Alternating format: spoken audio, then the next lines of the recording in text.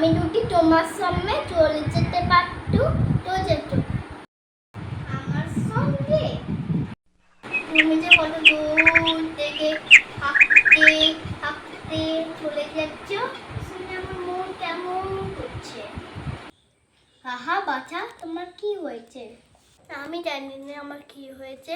কবিরাজ যেদিন বাইরে যেতে বলবে সেদিন নিয়ে যাবে তোমাদের গ্রামে। দাদা, তুমি কোথা থেকে আসছো? আমাদের গ্রাম থেকে আসছি। তোমাদের গ্রাম অনেক দূরে। তোমাদের গ্রাম? আমাদের গ্রাম সেই পাঁচমোড়া পাহাড় শ্যামলী নদীর ধারে।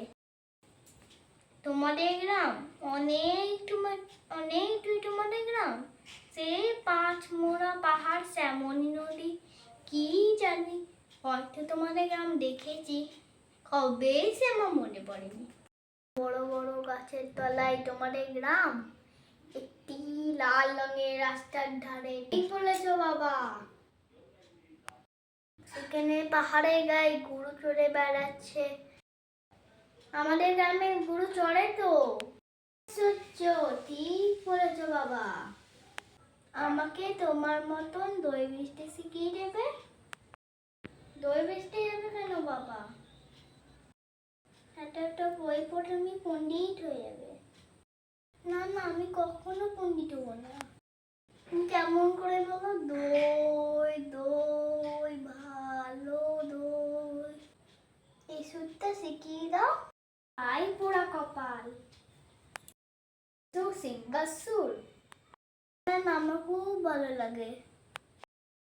বাবা, তুমি একবার দই খাও।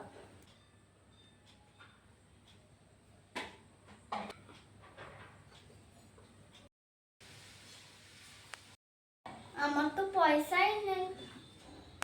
আমার একটু দই খেলে খুব খুশি হব। তোমার কি খুব দেরি হয়ে গেল? না না, আমার কিচ্ছু দেরি হয়নি, কোনো লোকসান হয়নি। কত সুর তোমার কাছে শিখে নিল। দই দই ভালো